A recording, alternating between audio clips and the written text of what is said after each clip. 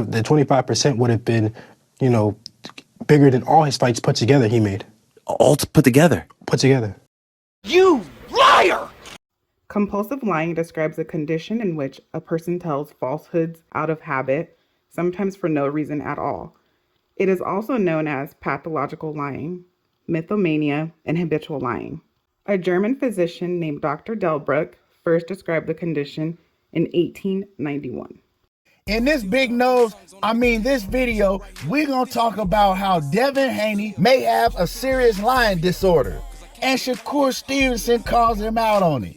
Make sure that y'all check out this video. Y'all don't want to miss this one. I know a lot of the Devin Haney cult, y'all gonna be mad, biting blood out your bottom lip in this video. But before you do anything, make sure that you hit my like button if you like to hear the real, and you don't like people lying to you every second. Subscribe to the channel, and let's cook. Now I'm really starting to think that the whole Haney family might have a compulsive lying disorder. They might have a real disease where they cannot help but to lie. Now, we've heard people calling Bill Haney a liar forever. I ain't gonna call Bill Haney a liar because I know what he's doing and everything that he does is calculated. But if y'all wanna call him a liar, that's okay with me because, it is what it is. But Devin Haney, he is taken right after Bill Haney. Devin Haney, he's a compulsive liar. It's not no other way to put it. He continues to lie after every interview that he does. I listened to the whole interview on the MMA show that Devin Haney did an interview on, and he lied throughout the whole interview, contradicted himself. But yeah, I'm gonna let y'all hear it. Yeah, I got audio. Now what I'm gonna do is I'm gonna let y'all hear Devin Haney's newest lie that he he tells so many of them you can't keep up with him. He even told one about fighting Gervonta Davis in this same interview and contradicted himself about fighting Shakur Stevenson, but we'll talk about that later on in this video. Let me play this clip for y'all. The Shakur fight. In your mind, we presented the fight. If he would have said yes to the offer that I offered him, then the fight would have been made. So however close that is. Would that have been with Top Rank, or could you have done that? No, it would have been with Top Rank. Okay. So is the 25% thing legit? And because I heard you say that the 25% is still bigger than anything he's ever gotten. Yeah, it would have been the 25% would have been, bigger than all his fights put together he made. The 25% would have been, bigger than all his fights put together he made. All put together? Put together. Were you shocked that he said no? Yeah, I think his ego, made him say no. His ego and the people around him. I think his ego, made him say no. His ego and the people around him. Also, I don't feel like he truly wanted to fight. I think he really wanted to just push me out of position. And what do you mean by that? Like he wanted, to fight for a vacant belt rather than fight me. The WBC one, right? Yes, exactly. Really? But it is what it is. He chose that route, which, it's not a surprise to me because, it was all a publicity stunt. It was all, just to, clout and to push me out of position. So it is what it is. He chose that route. For the real ones, make sure that y'all smash on the like button. The ones that know a lie when they hear one. The ones that can actually think for themselves. Because we finna break this shit down right now. Now, it's easy to tell when Devin finna lie because he get to stuttering. He continues to lie and lie. And now people need to tell him and people need to put this to a stop. But I don't think he can help it because he has a real disease. He says if Shakur had took the 25% that he offered, Shakur would have made more money than he's made in his entire career if you combine all of his fight purses and put them together.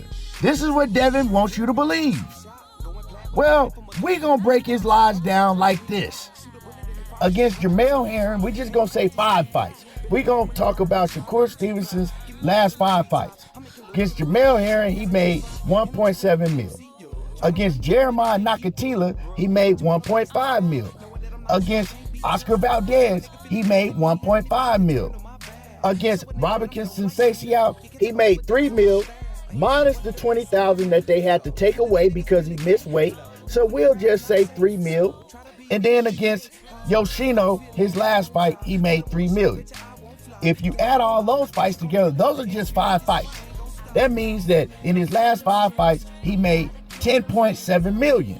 So we're not even gonna take all of his whole entire career, because I mean, if we take that, that means that he probably made he had to make at least $5 million more, but we're not even gonna do that. We just gonna take his last 5 fights. I ain't even gonna show y'all how much of a liar that Devin Haney is. I'ma just show y'all that he's a bold-faced, big-nosed liar.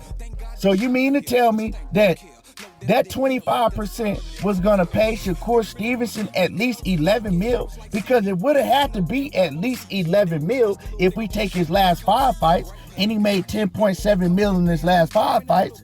So you mean to tell me that 25% that you were gonna pay him, or that you saying that y'all offered him, was gonna make him at least $11 million in that fight? So if it made him $11 million, that means that you would have made $44 million.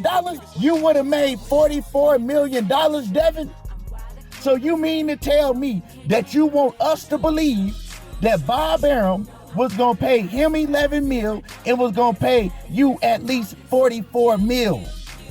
Matter of fact, if you want to get down to be exact, you were gonna make $44,250,000. And that's just on the low end, because you said combine all of his fights for his entire career. I only combined his last 5 fights. So you was gonna make at least $44,250,000, Devin. So you want me to believe that? Now, I know a lot of the Devin Haney fanatics in the Devin Haney cult, y'all might be a little slow, because y'all might be saying, where is he getting these numbers from? Where is he getting these numbers from? When I already explained it to you, but I'm gonna break it down very slowly so y'all can get it. He's saying all of his fights combined. I didn't even take all of Shakur's fights combined. I just took Shakur's last 5 fights. In Shakur's last 5 fights, once again, he made $10.7 million combined.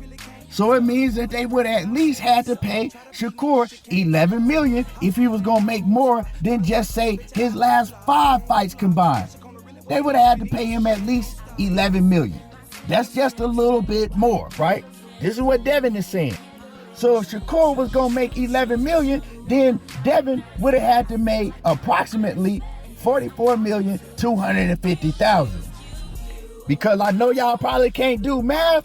25% of $44,250,000 is $11 million. Now y'all take a minute and just think about that. Because I mean, this is what y'all want to believe. Y'all believe everything that Lord Devin Haney say. This is even worse than the $8 million that y'all was running around talking about, saying that, oh man, Shakur Stevenson's own team said it, when it turned out to be a guy that Shakur said he don't even know. He seen him one time, said what's up, and kept on moving. But y'all ran with that lie also.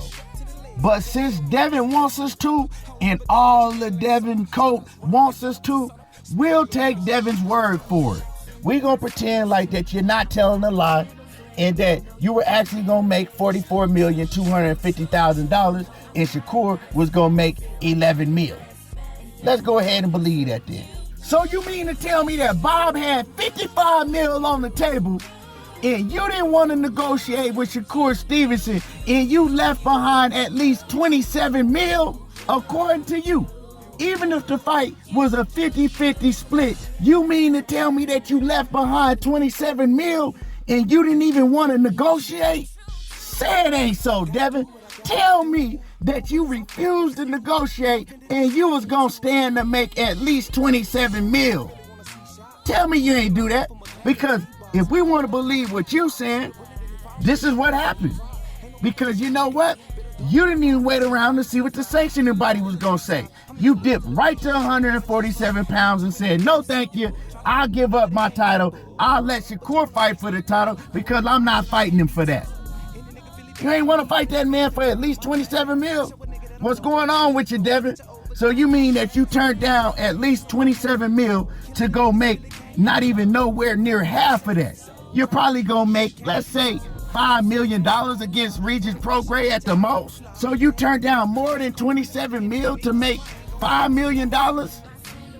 Come on, man. That's what you want us to believe, though. So I'm gonna take your word for it. But also, for the ones that want to pretend like this didn't happen, what is this I have? The WBC have now granted Devin Haney an extension until next Thursday, July the 27th, to decide if his next fight will be a defense of his undisputed lightweight world title versus Shakur Stevenson, or if he will move up to challenge Regis Prograis for his WBC super lightweight world title. So I just want y'all to tell me, how is it now that Shakur is fighting for the title and Devin Haney is fighting at 140? Because right there, that means that the WBC mandated the fight versus Shakur and Devin. And Devin says Shakur never wanted to fight me. He just wanted to push me off of my position. Well, how can Shakur push you off of your position unless you decide not to fight him? That means that you decide not to fight him. Shakur couldn't come and push you off of shit unless you decided that you did not want to take the fight. And that's exactly what you did. You decided that you didn't want to take the fight, but you on this interview crying, talking about he wanted to push me off of my position. And then you came and said that you don't believe that he took the 25% because of his ego and the people around him, right? Now, of course, you knew that he wasn't going to take no 25% because y'all had a personal relationship and y'all had talked about it, and you knew that his ego wasn't going to let him take no 25% lowball offer. So you admitting that his ego wasn't going to let him take no lowball offer. But then you come back and you contradict yourself and say that he never wanted to fight you. That was the reason, and it was a publicity stunt. He just wanted to kick me off of my position. Nah, you kicked your own self off of your position because you ducked out of the fight and you didn't want to take it. Now, in this same interview, Devin goes on to contradict himself and tell more lies. He says that, well, if a fight between him and Gervonta Davis would take place, it would have to take place at 140.